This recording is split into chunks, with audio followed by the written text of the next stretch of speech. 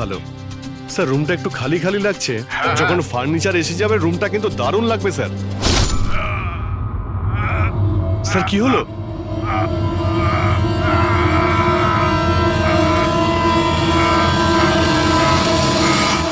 ও no sir! কি আরে হয়েছে? ভাই, স্যারকে কেউ ছুরি মেরে দিয়েছে। ছুরি মেরে দিয়েছে? কোথায়? কে মেরেছে ছুরি? বুঝতে পারছি না। কিন্তু তুমি তো ভিডিও চ্যাট করছিলে ওর সাথে না? হ্যাক করছিলাম, কিন্তু হঠাৎ করে এই ছুরি কোথা থেকে এলো আর কিভাবে ওনার লাগলো কিছুই বুঝতে পারলাম না। কি?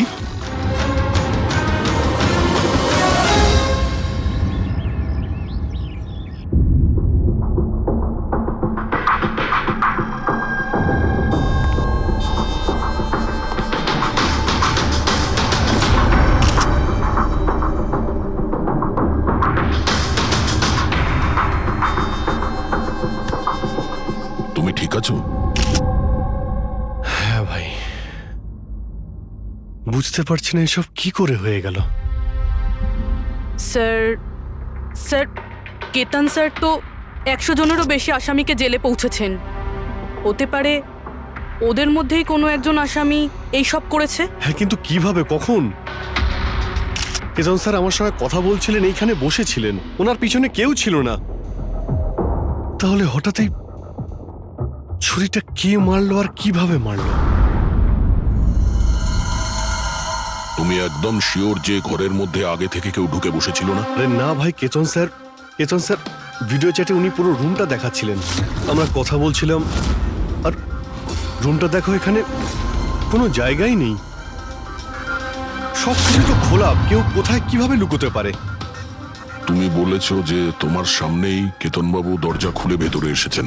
হ্যাঁ, উনি এই দরজাটা খুললেন, ভিতরে ঢুকলেন, আর উনি দরজাটা বন্ধও করেছিলেন। তাহলে তো পরিষ্কার ব্যাপার, খুনি এই ঘরের মধ্যে আগে থেকেই ছিল, পরে আসেনি। আর সেটাই তো ভাই আমি দেখতে পেলাম না কেন? আরে আমার কথা ছাড়ো, ইনি কেন দেখতে পেলেন না? স্যার, এই রুমটাতে আসার আর কোনো রাস্তা নেই, এই দরজাটা ছাড়া। জানলা টানলা কিছুই নেই। পুরবি, এই রুমটা আবার ভালো করে চেক করো, কোনো না কোনো গুপ্তগত হতেই হবে এই রুমের। স্যার স্যার আমি 3 বার চেক করেছি, প্রত্যেকটা জায়গা, প্রত্যেকটা কোণা, সবকিছুই। সত্যি এই রুমে আসার আর কোনো রাস্তা নেই। কোনো না কোনো গুপ্ত রাস্তা তো হবেই এই রুমের।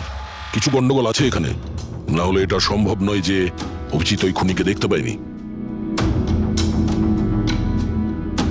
এই কেতনবাবু এখানে একাই থাকতেন না? হ্যাঁ, একাই থাকতেন, এখানে কেয়ারটেকার থাকতো। তাহলে এটা জানতে হবে যে কে কে ওনার সঙ্গে দেখা করতে আসতো, আর কে কে জানতো কেতনবাবুর এই নতুন বাড়ির ব্যাপারে। ইয়া পঙ্কজ স্যার। এই কেয়ারটেকারকে ডেকেছো তুমি? হ্যাঁ স্যার, কথা হয়েছে, আসছে। ফ্রেডি, প্রত্যেকটা ফিঙ্গারপ্রিন্ট নেবে, একটা যেন বাদ না যায়। হ্যাঁ স্যার, প্রতিটা কোণের ফিঙ্গারপ্রিন্টস তুলে আনবো স্যার।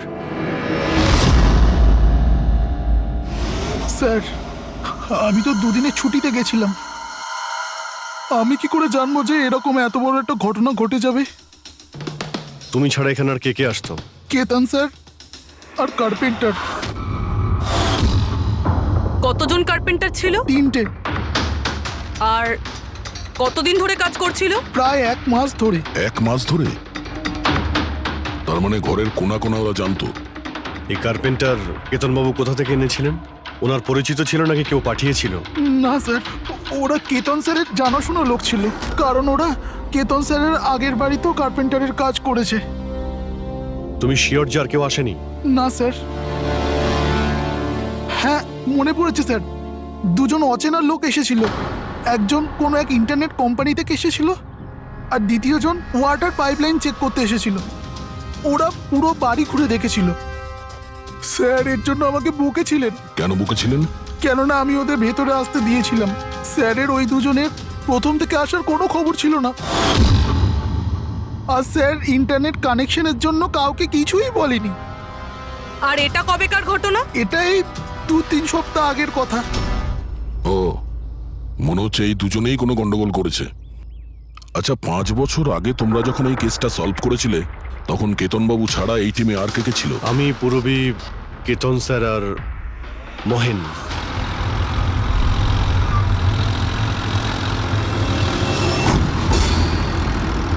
ওই মহিলার প্রাণের ঝুঁকি আছে আর ওইখানে আশেপাশেই আছে। হ্যাঁ স্যার, তাড়াতাড়ি পৌঁছে যাব। আর 15 মিনিট লাগবে ওই ওয়ার হাউস, আমরা এসেই গেছি।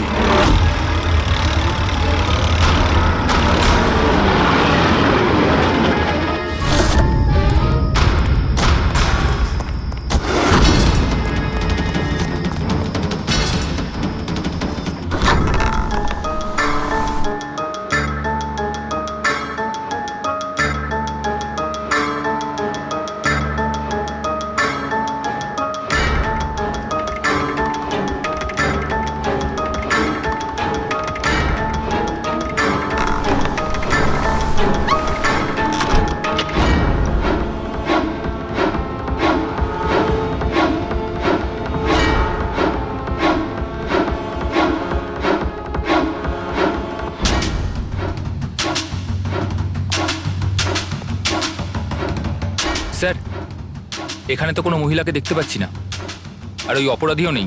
ওটা কোনো মিথ্যে কল ছিল না তো? কোনো কারণ তো হবেই যে কেউ আমাদের ফোন করে এখানে ডাকলো, আর সেই কারণ এই আশেপাশেই আছে।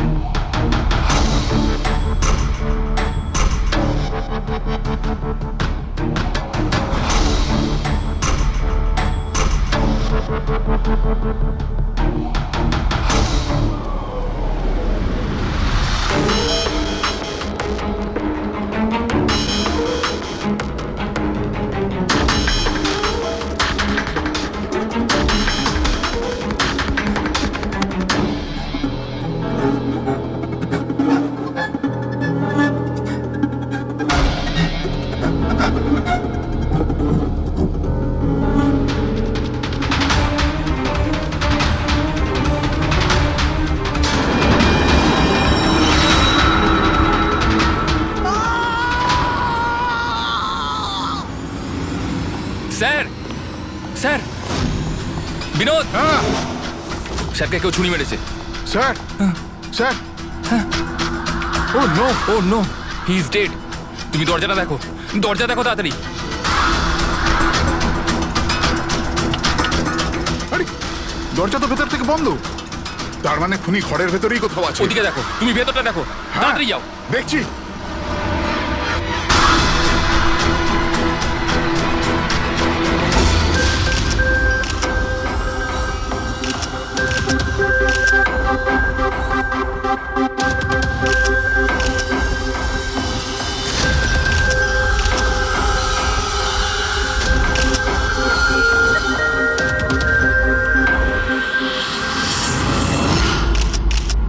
তাহলে এখানে কেউ ছিল না? হ্যাঁ স্যার, সত্যি বলছি, এখানে মেহেন স্যার আর আমাদের ছাড়া আর কেউ ছিল না। বুঝতেই পারছি না যে খুনটা করলো কি। আচ্ছা, আপনারা এখানে এসেছিলেন কেন? স্যার, একজন মহিলা ফোন করেছিলেন যে ওনার প্রাণ বিপদে আছে, ওনাকে বাঁচাতেই আমরা এখানে এসেছিলাম। কিন্তু এখানে তো কোনো মহিলা ছিলই না, আর ফোনটাও একটা প্রাইভেট নম্বর থেকে করা হয়েছিল।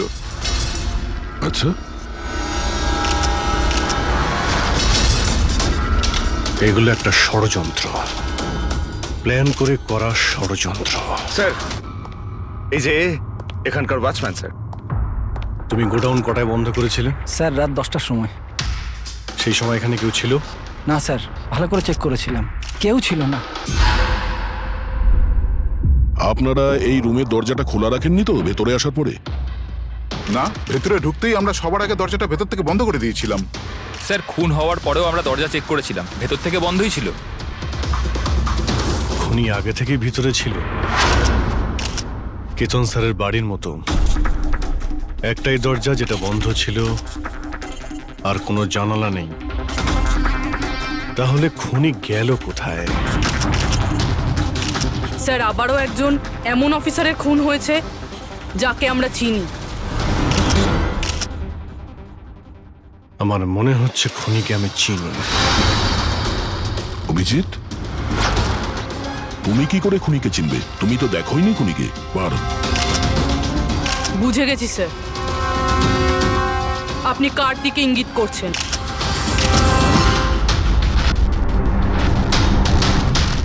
তুমি জানো এসব কি? হ্যাঁ, এটা এশিয়ার নামকরা ক্লাসিক আর্টওয়ার্ক, কিন্তু এসবের এই কেসের সঙ্গে কি সম্পর্ক? যেটাকে তুমি এশিয়ার বিখ্যাত আর্ট ওয়ার্ক ভাবছো, সেটা আর্ট ওয়ার্ক ঠিকই, কিন্তু অরিজিনাল নয়। এটা ডুপ্লিকেট, নকল। এগুলো নকল, কিন্তু দেখতে তো একদম। দেখতে একদম আসল, অথচ এটা নকল। কিন্তু এই আর্টওয়ার্কের এই দুটো মার্ডারের সঙ্গে কি সম্পর্ক? এটা 5 বছর আগের কথা দয়া। তোমার এটা মনে আছে তুমি আর এসিপি স্যার ডেপুটেশনের জন্য দিল্লি গিয়েছিলে? সেই সময় কিছুদিনের জন্য আমি আর পুরবী একটা কেসে ক্রাইম ব্রাঞ্চের হয়ে কাজ করেছিলাম। হ্যাঁ হ্যাঁ হ্যাঁ, কিছু কিছু মনে পড়ছে। এটা সেই কেস না যাতে কেউ নকল আর্টওয়ার্ক বানিয়ে সেটাকে বেশি দামে বেচার চেষ্টা করছিল? কারেক্ট। এই আর্টওয়ার্ক সেই বানিয়েছে, মিখেল। ওর নাম মিখেল।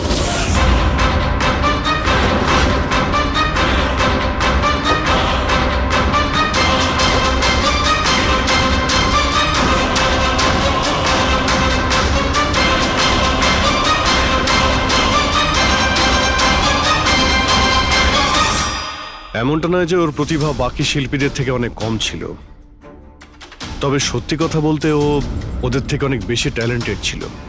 আর সেই জন্যই হয়তো ও একদিন ভেবেছিল যে অরিজিনাল পেন্টিং তো সবাই বানাতে পারে, কিন্তু অরিজিনালের মতো সেম কপি বানানো সবার পক্ষে সম্ভব নয়। আর এই কাজে এত টাকা ছিল যে ওর আসল পেন্টিং বানানোর কোনোদিনও প্রয়োজনই হয়নি। ও কোটি কোটি টাকা ইনকাম করেছিল মহান আর্টিস্টের অরিজিনাল পেন্টিংয়ের নকল পেন্টিং বানিয়ে। আর ওর কাজ এতটাই ভালো ছিল যে কেউ বলতে পারতো না যে পেন্টিংটা আসল না নকল। অনেকবার তো 30-40 বছরের আগের ক্যানভাসের পেন্টিং করেছে ও, অথচ সেটা কারো পক্ষে ধরাই সম্ভব ছিল না। কিন্তু একদিন পরিস্থিতি এমন হলো, অনেক আর্ট প্রেমী যখন কোটি কোটি টাকা লস করলো, তখন ক্রাইম ব্রাঞ্চ মিখেলকে ধরার দায়িত্ব আমাদের 4 জন অফিসারকে দেয়। কেতন স্যার, মহেন, পুরবী আর আমি। মিখেলকে ধরা এত সহজ ছিল না, কিন্তু কথায় আছে না, পিঁপড়েকে ধরতে হলে মিষ্টির ব্যবহার করতে হয়। আর এই পিঁপড়ের মিষ্টি ছিল ওর পুরনো ক্যানভাস আর সেই কেমিক্যাল যেগুলো ব্যবহার করত 200 থেকে 250 বছরের পুরনো পেন্টিং তৈরি করতে।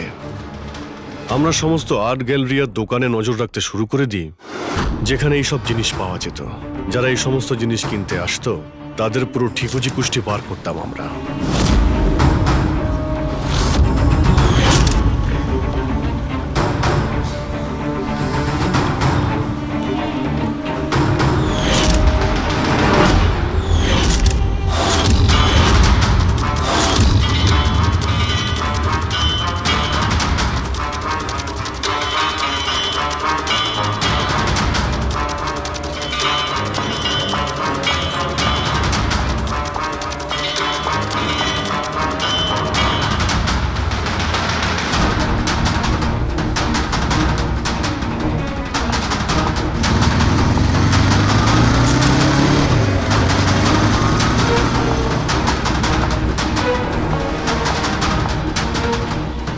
যতগুলো ছবি পাঠাচ্ছি প্রত্যেকের ডিটেলস আমার লাগবে।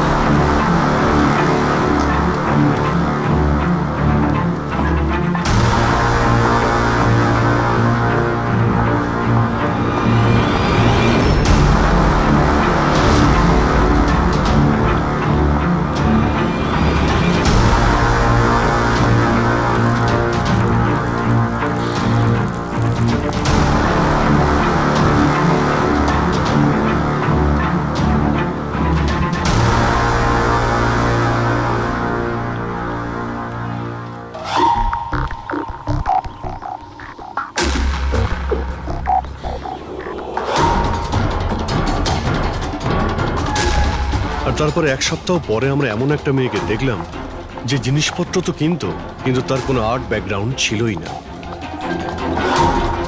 নিশ্চয়ই কোনো গন্ডগোল আছে স্যার। এই মেয়েটা ব্যাংকে কাজ করে, এর এই জিনিসগুলো কেন প্রয়োজন পড়ে, তাও আবার প্রত্যেক দ্বিতীয় দিন? হ্যাঁ স্যার, এই মেয়েটার প্রবলেম তো আছে মনে হচ্ছে।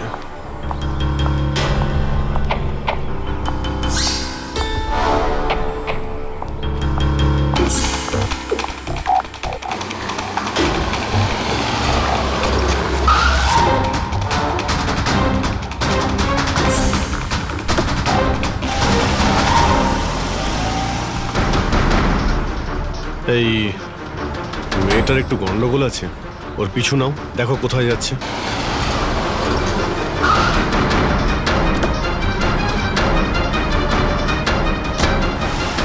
স্যার আমি ওকে 3 দিন ধরে ফলো করেছি, কিন্তু কিছু জানতে পারিনি।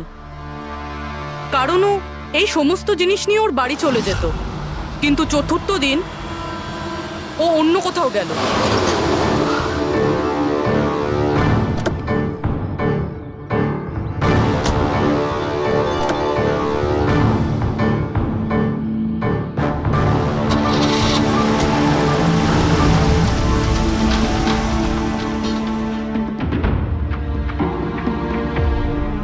নিখিল, নিখিল, নিখিল,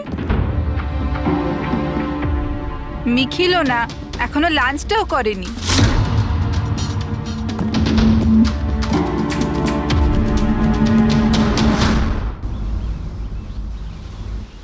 এখনো লাঞ্চও করনি? এত কি কাজে ব্যস্ত থাকো যে খাওয়ার টাইম থাকে না? তোমায় দেখলেই তো আমার পেট ভরে যায়। জানো, বেবিকে মাখন লাগানোর না, এটা অনেক পুরনো আইডিয়া। মাখন নয়, সত্যি বলছি, তোমার মতো ভালোবাসতে পারে এমন জীবনসাথী কোথায় পাবো আমি, যে আমার জন্য নিজেকেও বিপদে ফেলতে পারে। আমি তো তোমার জন্য নিজের জীবনটাও দিতে।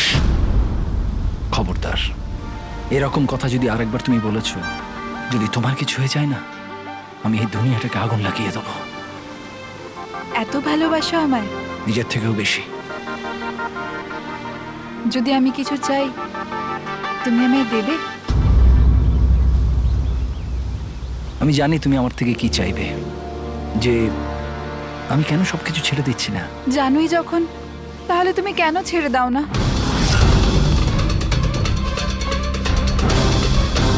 শীতল, মানুষের জীবনে দুটো নেশা হয়, আমার ভালোবাসার নেশা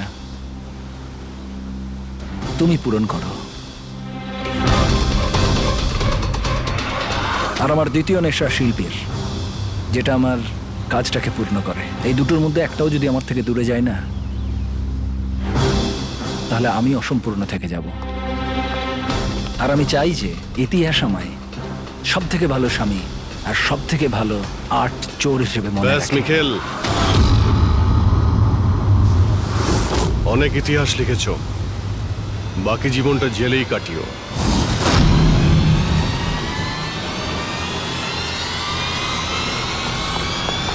নিখিল,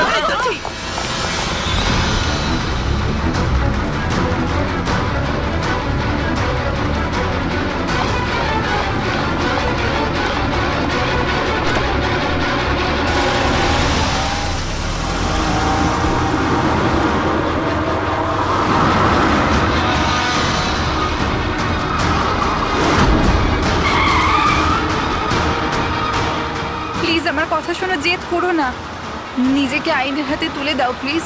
না, আমি করব না।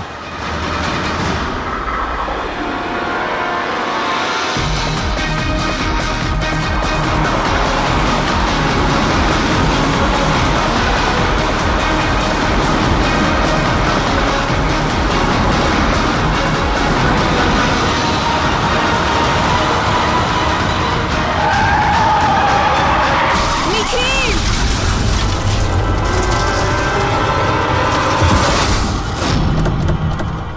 শীতল, নিখিল দাঁড়া, বলছি, দাঁড়া, শীতল, দাঁড়া। শীতল, চোখ খোলো, শীতল।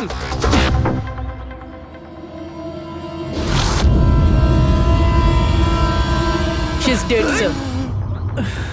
তোমাদের জন্য আমার শীতল আমাকে ছেড়ে চলে গেল।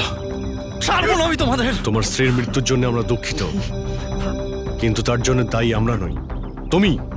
না তুমি অপরাধের রাস্তায় হাঁটতে, আর না তোমার পাপের শাস্তি তোমার স্ত্রীকে ভোগ করতে হতো। কাজের শাস্তি কে পাবে এটা ভবিষ্যৎ বলবে। ওর 5 বছরের শাস্তি তো এতদিন শেষ হয়ে গেছে, কিন্তু ওর স্ত্রীর মৃত্যুর প্রতিশোধের আগুন হয়তো ওর মনের ভিতরে এখনো জ্বলছে।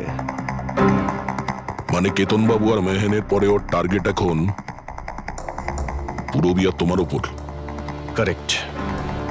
কিন্তু স্যার, ও এসব করছেটা কি করে? কারণ নজরে পড়ছে না কেন? এবার এই রহস্যের পর্দা তো মিখেলই তুলতে পারবে। ও তোমার আর আমার কোনো ক্ষতি করার আগে মিখেলকে আমাদের ধরতেই হবে। স্যার, স্যার কেতন বাবুর বাড়ি থেকে যে ফিঙ্গারপ্রিন্টসগুলো পেয়েছিলাম, হ্যাঁ, ওটা কারোর সঙ্গে ম্যাচ হয়েছে? স্যার ওই ওয়াটার পাইপলাইনে যে কাজ করে সে নির্দোষ হলেও যে লোকটা ইন্টারনেটের কাজ করে সে খুব গোলমেলে। এই ইন্টারনেটের লোকটা কে? Sir Ramen sir. Sir sir পুরনো পাপি স্যার। এই তো 6 মাস আগে ও অথর রোড জেল থেকে ছাড়া পেয়েছে স্যার। Arthur road jail? ওই মিখেলকে তো ওই জেলেই রাখা হয়েছিল। তার মানে ওই জেলেই এই অপরাধের প্ল্যানিংটা করা হয়েছিল, মিখেল আর ওই রমন যোগ মিলে নিয়ে। তুই নিশ্চয়ই আবার জেলে যেতে চাইবি না? না স্যার, আমার দ্বিতীয়বার জেলে পাঠাবেন না স্যার। যদি আজ আমি মিখেলকে না পাই তাহলে তোকে এখানেই পুঁতে দেবো। না স্যার, মিখেল আমার সাথে এখানেই দেখা করতো, এখানেই দেখা করতো। আমি সেখানেই নিয়ে যাচ্ছি আপনাদের। আমার মিখেলকে চাই, ব্যাস। হ্যাঁ স্যার, ওখানেই নিয়ে যাচ্ছি আপনাদের।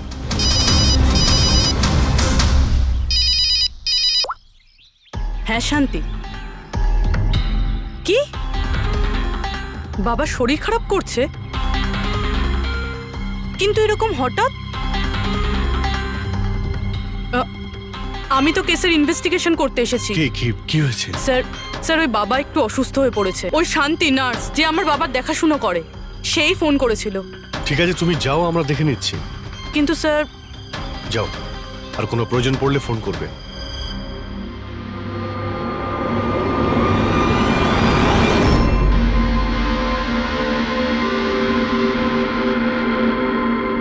কি হলো স্যার? ফ্রেডি, আমি এটা ভাবছি যে আমাদের এই সিআইডির কেরিয়ারে আমরা অনেকেই ক্লোজ রুম মার্ডার সমাধান করেছি, কিন্তু তাদের মধ্যে একটা কেসও এরকম ছিল না। হ্যাঁ স্যার, এর আগেও এরকম ঘর বন্ধ থাকার কেস এসেছিল। কোথাও না কোথাও তো গোপন রাস্তা খুঁজে পাওয়াই যেত খুনির আসার এবং যাওয়ার জন্য। হ্যাঁ, হয়তো রুমের মধ্যে কোনো গুপ্ত পথ থাকে, না হলে রুমের মধ্যে কোনো রাস্তা বানানো হয় খুন করার জন্য। কিন্তু এখানে না তো কোনো গুপ্ত রাস্তা আছে, না রুমের মধ্যে কোনো গন্ডগোল করা হয়েছে, না। আর এই খুনি এমন যাকে দেখাই যাচ্ছে না। স্যার, আমার তো ভেবেই কিরকম মাথাটা ঘোরা শুরু হয়ে গেছে। খুনিকে দেখা যাচ্ছে না কেন? অনেক বছর আগে আমি একটা সিনেমা দেখেছিলাম যেখানে হিরো একটা গ্যাজেট লাগিয়ে অদৃশ্য হয়ে যেত, কিন্তু ওটা তো সিনেমা ছিল না স্যার। হ্যাঁ, ওটা তো সিনেমা ছিল, কিন্তু এটা তো বাস্তব জীবন। স্যার, কি ভাবছেন আপনি? এটাই ভাবছি, এর মধ্যে কোন জিনিসটা আমি বুঝতে পারছি না।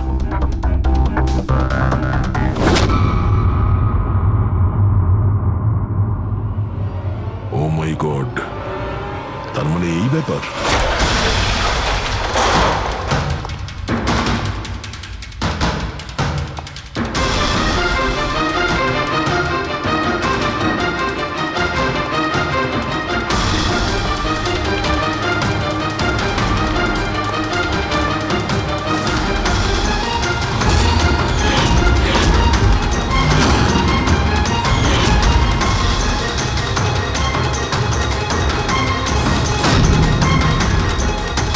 দিন ধরেই আমাদের 4 জনকে ফলো করছিল, আর তুই ওকে হেল্প করছিলি এই সমস্ত কাজে? হ্যাঁ স্যার।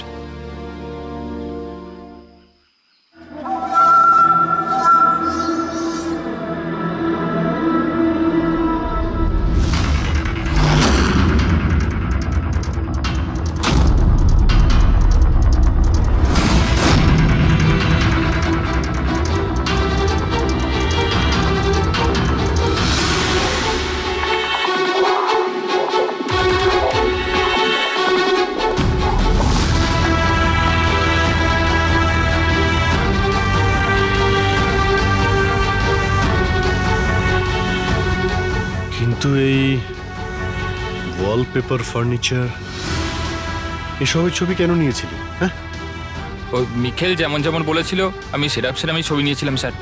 ব্যাস, আমি শুধু জানতাম না এই ছবিগুলো নিয়েও কি করবে স্যার।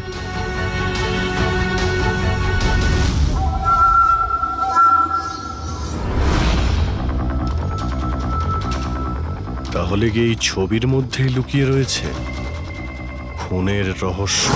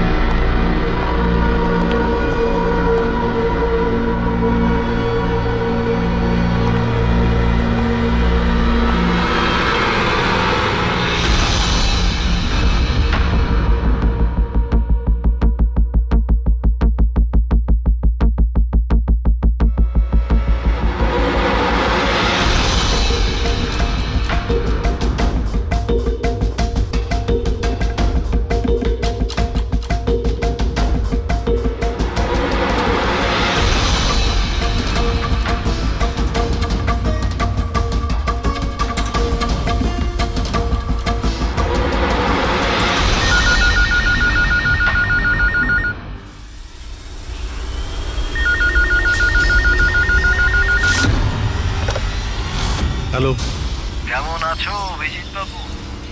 মিখেল। এতদিন পরেও তুমি আমার গলার আওয়াজ ভুলোনি। এমনিতে আমি জানতাম যে তুমি আমার বাড়ি পর্যন্ত নিশ্চয়ই পৌঁছবে। ইন্টেলিজেন্ট তুমি, কিন্তু সরি, তোমাকে স্বাগত জানাতে আমি বাড়িতে ছিলাম না। তোকে স্বাগত তো জানাবে সিআইডি, যখন আমরা তোকে আরেকবার ধরে জেলে নিয়ে যাব। জেল তো আমি তখন যাব না যখন তোমাদের নজরে আমি আসব। তার আগে এই ধাঁধাটা তো সমাধান করো যে আমি তোমাদের এমনিতে নজরে কেন আসছি না। কি হলো, কি ভাবনায় পড়ে গেলে? হ্যাঁ, আমি জানি তুমি ইন্টেলিজেন্ট, কিন্তু এতটাও ইন্টেলিজেন্ট নও যে এই কেসটাকে সমাধান করো। কেসটা তো তোমার আর পুরবীর মৃত্যু দিয়েই শেষ হবে। মিখেল, রাগ নয় অভিজিৎ বাবু, রাগ করে কেন নিজের বিপি বাড়াচ্ছ? চলো একটা ছোট্ট তোমায় হিন্ট দিয়ে দিই। আমায় তুমি সেখানেই দেখতে পাবে যেখানে এই গল্পের শুরু হয়েছিল, যেখানে শীতলকে তুমি আমার থেকে ছিনিয়ে নিয়েছিলে। পুরবী মারা যাওয়ার আগে তো নিশ্চয়ই পৌঁছতে পারবে। মিখেল, মিখেল, হ্যালো পঙ্কজ, তুমি এক্ষুনি পুরবীকে ফোন করো। ওকে বলো বাড়িতে থাকতে, বাইরে বের না হতে। ও কি হলো স্যার? আচ্ছা, আমি যেটা ভাবছি সেটা যদি ঠিক হয় তাহলে জানা যাবে যে খুনি এগুলো কিভাবে করলো। কিভাবে? আশ্চর্য তো, বাবা তো পুরোপুরি সুস্থ আছে। তাহলে তাহলে শান্তি ফোন করে আমাকে ডাকলো কেন? আর নিজেও তো বাড়িতে নেই। ফোন করলাম, ফোনটাও ধরছে না।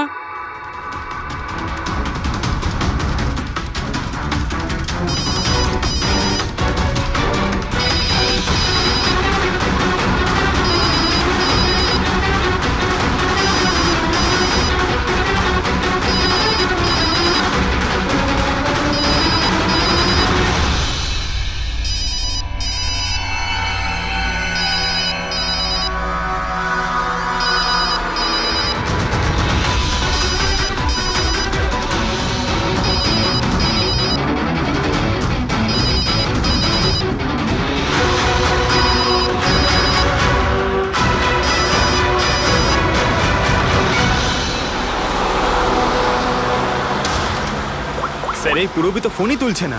কি ফোন তুলছে না? কোনো প্রবলেম নেই তো? স্যার, মিখেল ওর কাছে পৌঁছে যায়নি তো? হতে পারে ওই যে ফোনটা এসেছিল ওর বাড়ি থেকে ওর বাবার শরীর খারাপের ব্যাপারে, হতে পারে ফোনটা মিখেলই করেছিল। স্যার, পুরবীর কিছু হবে না তো? আশা করছি আমরা সময় মতো পৌঁছে যাব। যদি পুরবীর কিছু হয় তাহলে না,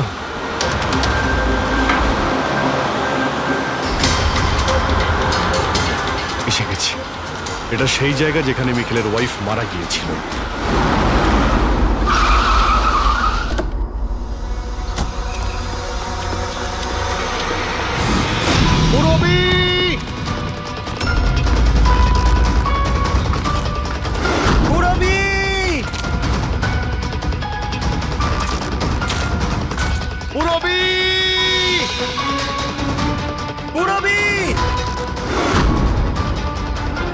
ওই দিকটা দেখো।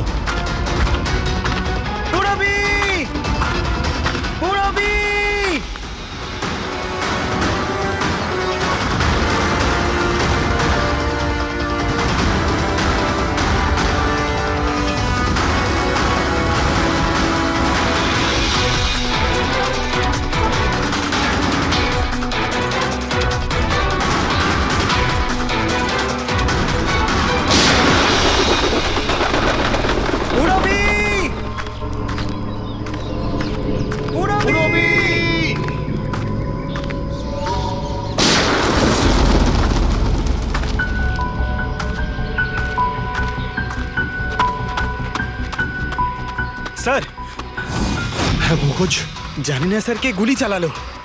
রবিকে পেলে? পুরবি ওখানে স্যার।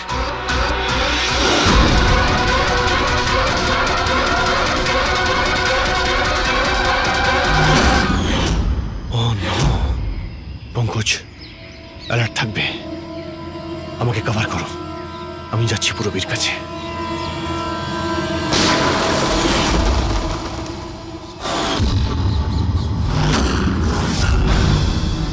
ভয় পেও না অভিজিৎ, এখনো ও মরেনি। কিন্তু যদি ওর কাছে যাওয়ার চেষ্টা করো তাহলে আমার আঙুল ট্রিগারের ওপর আছে, আর গুলিটা তো তোমার থেকে তাড়াতাড়ি পৌঁছবে। মিখেল, গুলি চালিও না। দেখো, তুমি প্রতিশোধ নিতে চাও তো? দেখো আমি এসে গেছি, তুমি পুরবীকে যেতে দাও। খবরদার, কোনো চালাকি নয় অভিজিৎ, কারণ তুমি আমাকে দেখতে পাবে না, কিন্তু আমি তোমায় ভালো করে দেখতে পাবো।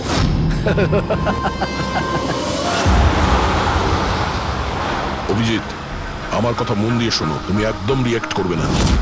তুমি এই মিখেলকে দেখতে পাবে না। তুমি আর কেতনবাবু, ওকে কেতনবাবু স্টাডি রুমে দেখতে পাওনি। মাহান ওকে আর্ট ওয়্যার হাউসে দেখতে পাইনি। পুরবী নিজে ওকে ওর ঘরে দেখতে পাইনি। কেন? কারণ ওকে দেখা সম্ভব নয়। ও যেখানে যেখানে অন্যায় করে সেখানকার কোণে কোণে ও লুকিয়ে পড়ে। ওই রুমে, ওই ডেকোরেশনে ও এমন ভাবে লুকিয়ে পড়ে কেউ বলতেই পারবে না যে ও আর্ট পিস না একজন মানুষ। কেতনবাবুর রুমে ও ও ওয়ালপেপার হয়ে গেছিল, ওয়ালপেপার।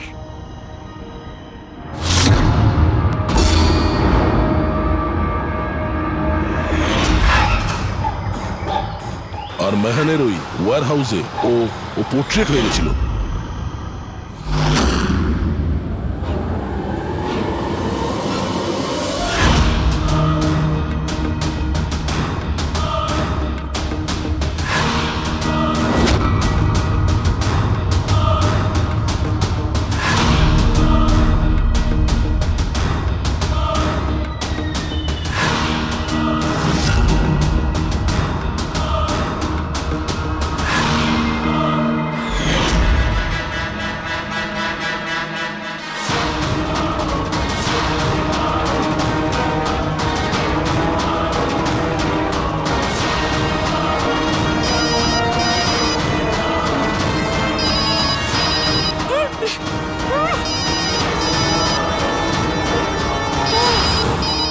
এটা আমি তখনই বুঝতে পারলাম যখন ওয়্যার হাউসের ক্রাইম সিনের ফটোগুলো আমি দেখলাম।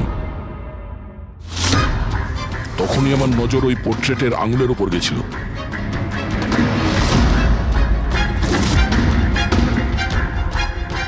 ও পোর্ট্রেট ছিল না, ওই মিখেল ছিল, মিখেল। ওকে দয়া, পঙ্কজ সাবধানে, পঙ্কজ সাবধানে, জঙ্গলে লুকিয়ে আছে।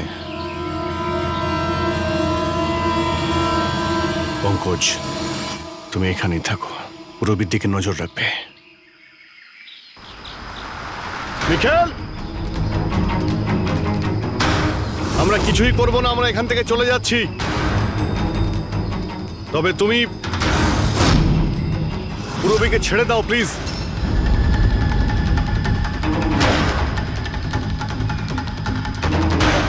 দেখো, এসব করে আর কোনো লাভ নেই।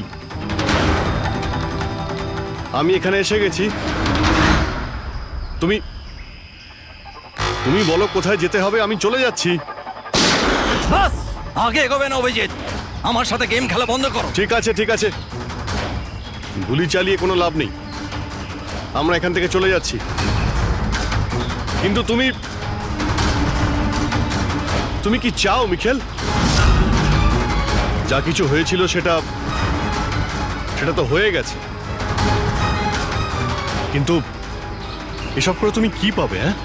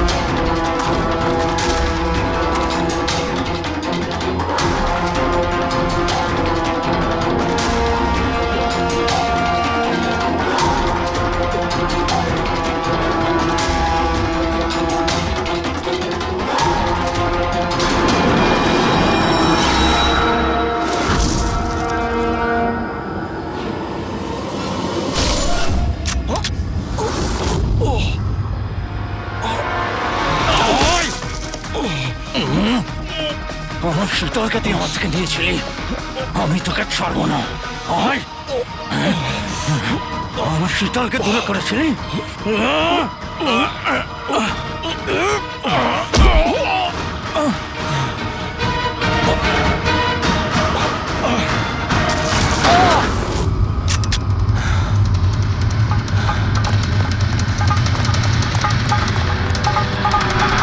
রবি, তুমি ঠিক আছো তো? তোর আসল জায়গা জেলে, আর এইবার তুই বাইরে আসবি না, সোজা ফাঁসিতে ঝুলবি। আমার বউয়ের জ্বলন্ত চিতা দেখে আমি শপথ নিয়েছিলাম যে যতক্ষণ না তোমাদের চারজনকে আমি শ্মশানে পাঠাবো, না বেঁচে থাকবো না মরবো। দুজন তো গেল, এখন তোমরা দুজন বেঁচে। তোমাদের আইনকে বলো যেন শক্ত থেকে শক্ত জেল বানাই, কারণ এবার কোনো জেলই তোমাকে আমার থেকে বাঁচাতে পারবে না। ঠিক আছে, চলো নিয়ে যাও একে। চল চল।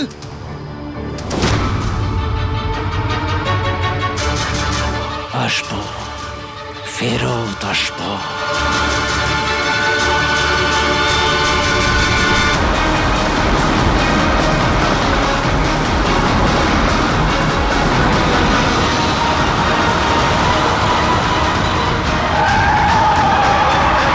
নিখিল!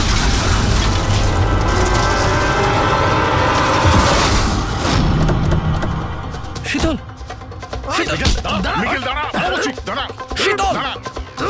শীতল, চোখ খোলো, শীতল।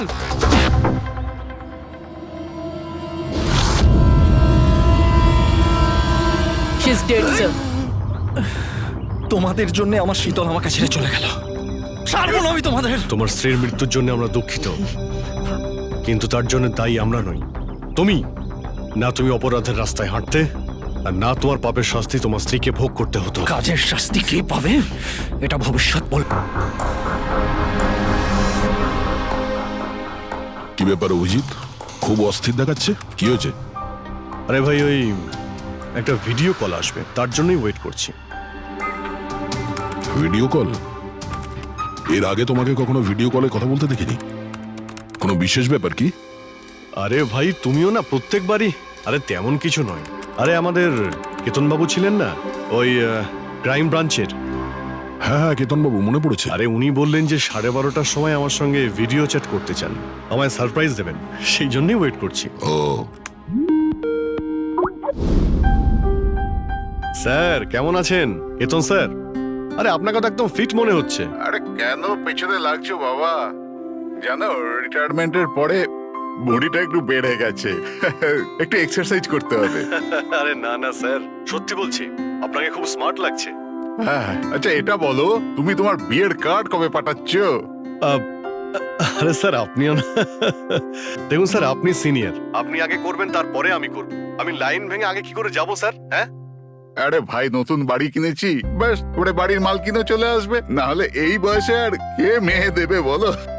আরে স্যার আশা নিয়েই আমরা সবাই বেঁচে আছি। কোথায় বাড়ি কিনেছেন আপনি? ফার্ম হাউস নিয়েছি ওয়াসিতে। হ্যাঁ চলে এসো রোববার, একসাথে লাঞ্চ করব।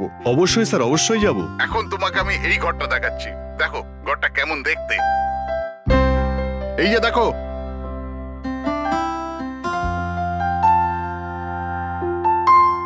এবার আমি তোমাকে দেখাবো আমার স্টাডি রুম।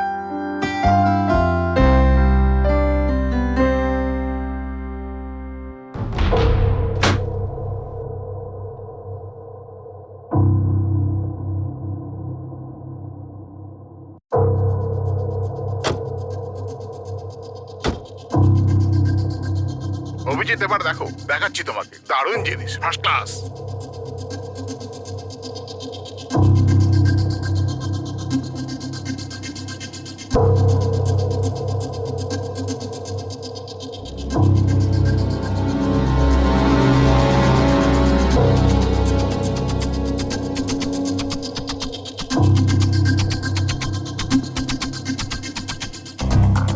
দেখলে অভিজিৎ, এটা হলো আমার স্টাডি রুম। স্যার খুব ভালো হয়েছে, খুব